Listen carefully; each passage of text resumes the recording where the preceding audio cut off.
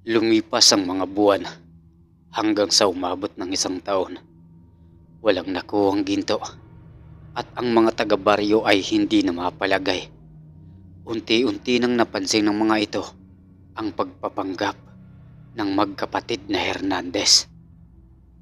Nagkasundo ang lahat na kumprontahin ang mga ito, ngunit sa halip na umamin ay nagpa siyang aalis at nangakong babalik, kasama ang sinasabi ng mga ito na diwata bilang patunay.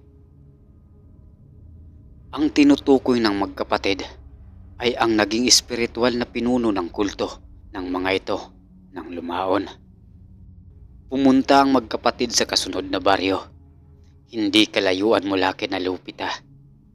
Nagsimulang maghanap ang mga ito ng isang patutot na maaaring magpanggap bilang isang diwata. Nahirapan man noong una ay hindi sumuko ang dalawa, hanggang sa makilala ng mga ito ang isang dalagitang nagngangalang Magdalena, isang batang patutot sa isang kabaret na may reputasyon sa pagiging baliw. Sinabi rin ng babae na ito ay isang manghuhula at kaya rin ito umanong makipag-usap sa mga espiritu at mga namatay na tao, kabilang na ang espiritu ng isang punong babaylang patay na sa loob ng halos 50 taon. Isang delikadong plano ang inialok ng magkapatid na Hernandez, ngunit si Magdalena at ang kapatid nito ay tinanggap ang idea ng isang kulto na kanya umanong pamumunuan. Pumayag itong samahan ang magkapatid na Hernandez pabalik sa kuweba, kung saan naninirahan ang dalawa. Hindi malinaw kung ano ang intensyon ng babae sa pagsama sa dalawang mapagpanggap na magkapatid pabalik sa baryo ni Lupita. Nakabalat kayo nga ito bilang isang diwata. Ipinakilala si Magdalena sa baryo sa pamamagitan ng isang ritual sa kuweba, kung saan bigla itong nagpakita sa pamamagitan ng napakaraming usok ng insenso at nakadamit ng kagaya sa mga diwata at engkantada. Naging matagumpay ang plano ng magkapatid na Hernandez. Sa isang peking costume at nagkukunwaring diwata ay nakuwang muli ng mga ito ang tiwala ng mga taga-baryo, partikular na ang mga magsasaka. Inutusan ni Magdalena ang mga piling miyembro ng kulto upang makipagtalik dito.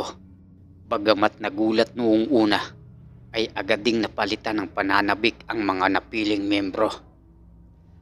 Nakapagtataka at mahirap unawain kung ano ang inaasahan ng magkapatid na makukuha mula sa isang maliit na bilang ng mga magsasaka sa isang maliit na baryo. Ang kapatid pala ni Magdalena ang nagsilbing bugaw nito noon habang nasa masalimuot na mundo ng prostitusyon. Natuto rin itong gumamit ng marijuana at droga na naging sanhi upang makaranas ng mga halusinasyon. Si Magdalena at iba pang mga makamundong pantasya. Dahil sa nararanasang pagkilala at pagsamba sa mga taga-baryo, habang tumatagal ay unti-unti nang tumatatak sa isip ng babae na isa nga talaga itong tunay na diwata. Mabilis na lumala ang kalagayan at sakit sa pag-iisip ni Magdalena at hindi nagtagal. Hinihingi na nito ang mga ritual sa pakikipagtalik at pag-inom ng dugo. Hindi naglaon ay naging sunod-sunod na ang paghiling nito ng sakripisyo ng tao. Naniniwala si Magdalena na kung ipagpapatuloy nito ang pag-inom ng sariwang dugo, mapananatili nito ang taglay na kabataan at kagandahan. Gumawa ang magkapatid na Hernandez ng primitibong altar sa isa sa mga kuweba sa bundok at nagsasagawa ng mga ritual ng dugo. Una ay sa mga hayop at pagkatapos ay sa mga taga-baryo naman. Dalawang miyembro ng kulto ang nagpahayag ng pagsalungat. Kaya naman, hinikayat ng magkapatid ang mga ito na magtungo sa yungib. Doon ay pinagtulungang patayin ng dalawa ng mga taga-baryo. Alinsunod na rin sa utos ni Magdalena. Dinukot ng mga ito ang mga puso ng kamamatay lamang na taksil na mga miyembro ng kulto ng mga ito. Sa sandaling iyon, naging ganap na ang paniniwala ni Magdalena na ito ay isang totoong diwata. Kaya naman, kinausap nito ang mga kababaryo ni Lupita. Nasaksihan naman ninyo ang kinahantungan ng dalawang taksil na miyembro ng ating banal na samahan. Ang sino mang magtangkang sumuway sa akin ay makatitikim ng tiyak na kaparusahang kamatayan. At nais ko rin ipabatid sa inyo na mas madali ninyong matatagpuan ang mga kayamanan ng nayong ito kung magpapatuloy ang paghahandog ninyo ng mga alay sa akin. Ayon kay Lupita, si Magdalena ay may sakit sa pag-iisip. Dahil sa pagkabaliw ng mga miyembro sa droga, ay nagsagawa ang mga ito ng mga pagtatalik na binubuo ng isang grupo. Pinalakas din ng marijuana at payute si Magdalena, kaya mas naging mapusok ito at makamundo. Tinukso nitong makipagtalik ang halos lahat ng mga kalalakihan sa baryo. Ayon pa kay Lupita, maituturing si Magdalena bilang isang relihiyosang panatiko na may mga maling paniniwala. Isang markadong sexual na kabuktutan na ipinahayag sa pamamagitan ng pagkonsumo ng dugo ng mga biktima nito. Isang kakilakilabot na sadismo kung saan nagsagawa ito ng maraming krimen gaya na lamang ng pakikipagtalik sa kadugo, fetishismo at pedophilia. Ganap na tinawag si Magdalena bilang isang aswang mula nang uminom ito ng dugo mula sa kalis, na ayon dito ay isang ritual para sa pagdadala ng mga espiritu at pagsasama-sama ng mga elemento. Nang minsang panawan ng uliratang babae, ay nagwika ito ng isang tila katutubong lingwahe. Ang mga taga-baryo na nakauunawa sa sinaunang tradisyon ay lalong tumibay ang paniniwala na si Magdalena ay isang totoong diwata. Ang paghahandog ng mga miyembro ng kulto nito ay nagpatuloy sa loob ng 2 buwan noong tagsibol ng 1963. Hanggang isang gabi, habang namamasyal ang binatilyong nagngangalang Sebastian, ay may naulinigan itong mga boses na nagsisigawan. Tila ba ang mga iyon ay nagkakasiyahan.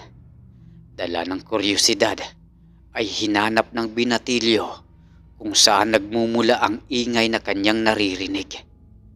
Natuklasan niyang nagmumula iyon sa isang kuweba sa di kalayuan. Walang pag-aalinlangang naglakad patungo roon si Sebastian at pumasok hanggang sa loob ng kuweba. Ngunit sa pagtataka nito, ang mga sigaw na tila nagsasaya ay naging mga panaghoy. Mga malalakas na hiyaw ng mga taong nasasaktan at nahihirapan. Bagamat unti-unting nakadarama ng takot, ay hindi pa rin umalis doon si Sebastian. Nagtago ito sa isang malaking tipak ng bato at sinilip kung ano ang nagaganap sa pinakaloob ng bahagi ng kuweba. At doon ay nanlaki ang mga mata ng binatilyo dahil sa matinding panggigilalas. Halos hindi ito makapaniwala sa mga nasaksiyan. Pakiramdam ng binatilyo ay tumigil sa pagtibok ang puso nito ng mga sandaling iyon. Dahil sa labis na pagkasindak ay hindi sinasadyang nabuwal ito sa lupa at lumika iyon ng ingay. Nang lumingon ang isang nakakatakot na nilalang sa kinaroroonan ng binatilyo, ay halos mapasigaw ito sa labis na takot. Ngunit kahit nanghihina dahil sa mga natuklasan sa loob ng yungib, ay tinipon nito ang lahat ng lakas upang makabangon at makalabas ng kuweba. Pagkatapos ay walang lingon-lingon na tumakbo ang binatilyo palayo sa malaimpyernong lugar na iyon. Inubos nito ang lahat ng lakas at binilisan ng pagtakbo dahil pakiramdam ng binatilyo ay may mga humahabol dito. Sa halip na sa tahanan ng mga ito siya tumungo, sa pulisya ng kabilang baryo humantong si Sebastian. Nagulat ang mga pulis na naroon sa biglang pagdating na humahangos ng binatilyo. Nang makabawi sa pagkagulat, ay tinanong nila ito kung ano ang problema. Tulong! Kailangan nila ng tulong! Nagkunot noong nagtanong muli sa binatilyo ang isang pulis kung ano ba ang ibig nitong sabihin. May mga aswang doon sa kuweba. Kailangan nating iligtas sa mga taong biyag nila. Ngunit imbis na paniwalaan, ay tinawanan lamang ng mga pulis ang binatilyo. Alam mo, iho, antok lamang siguro yan at marahil pagod na rin dahil sa maghapong pagsasaka. Mabuti pa, umuwi ka na at magpahinga. Hayaan mo, ihahatid ka ng isa sa mga kasama namin at baka kung saan ka na naman makarating. Laylay ang mga balikat na sumunod na lamang si Sebastian sa mabait na pulis na naghatid dito pa uwi. Nagpakilala ito bilang si Luis. Sinamantala ng binatilyo ang pagkakataon habang nasa daan ang mga ito. Paulit-ulit na nakiusap kay Luis si Sebastian na samahan ito sa kuweba sa baryo ng mga ito upang iligtas ang mga bihag ng aswang. Kinabukasan ay nagulat si Sebastian nang bumalik sa tahanan ng mga ito ang pulis na si Luis. Halos hindi ako makatulog kagabi, Sebastian. Pinag-isipan kong mabuti ang mga sinabi mo at nararamdaman kong nagsasabi ka ng totoo. Kaya sasamahan kita. Iligtas natin ang mga biyag ng bumpera sa sinasabi mong kuweba kung totoong aswang nga ang mga nakita mo kagabi. Bago pumunta sa nasabing kuweba, ay ipinaalam muna ni Luis ang plano sa mga kasama nitong pulis. Natapos ang araw na iyon na hindi bumabalik si Luis. Nang umabot iyon ng 2 araw, ay baliwala lamang sa ibang kasamahan ng binata ang pagkawala nito. Ngunit may isang kasamaan si Luis na hindi nakatiis at nakaramdam ng pagkabahala.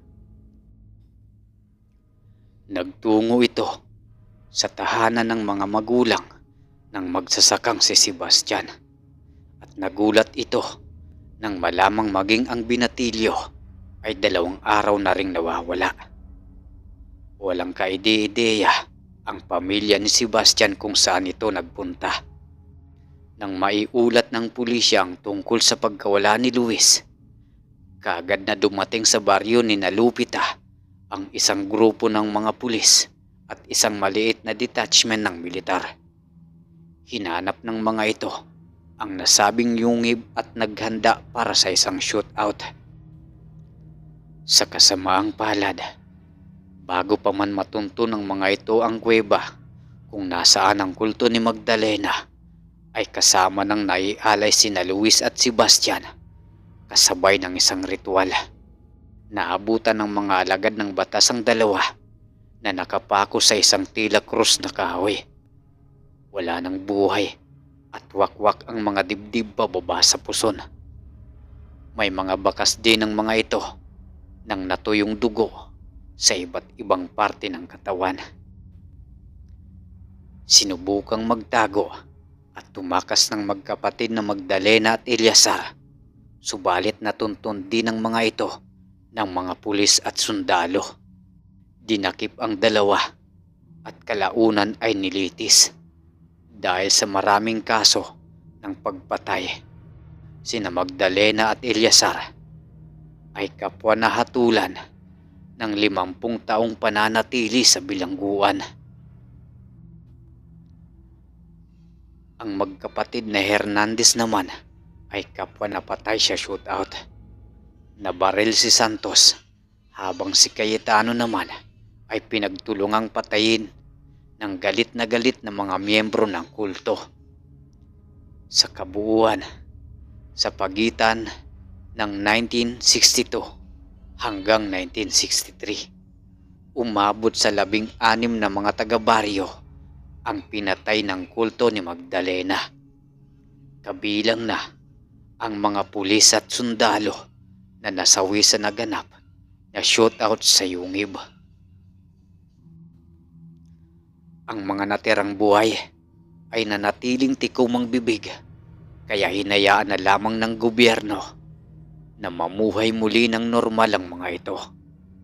Sina Luis naman at Sebastian ay itinuring bilang mga bayani ng mga taga-baryo.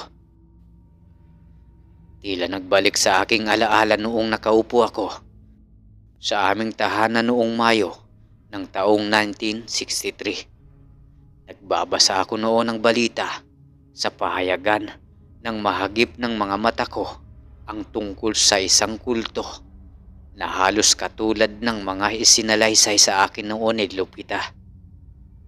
Noon ko lamang napagtanto na ang lahat ng mga sinabi niya sa akin ay pawang katotohanan. Ayon sa balita, ang magkapatid na Hernandez ay bumuo ng isang grupo ng mga babae na napilitang maglingkod bilang mga patutot sa isang bahay aliwan. Pagkatapos kong mabasa ang artikulo tungkol sa kulto ng mga aswang, ay gumawa ako ng paraan upang makita at makausap ang kaibigan kong si Lupita. Ngunit nabigo ako dahil ayon sa kanyang amo, bigla raw inilipat sa ibang lugar si Lupita. Labis akong nag-alala para sa kanya, subalit anong magagawa ng noon ay 16 anyos pa lamang na binatil yung gaya ko. Hindi ko na nakita pang muli si Lupita. Minsan ay inisip ko kung ano ba ang naging buhay niya sa mga taong lumipas at kung bumalik pa ba siya sa kanyang pamilya sa baryo nila.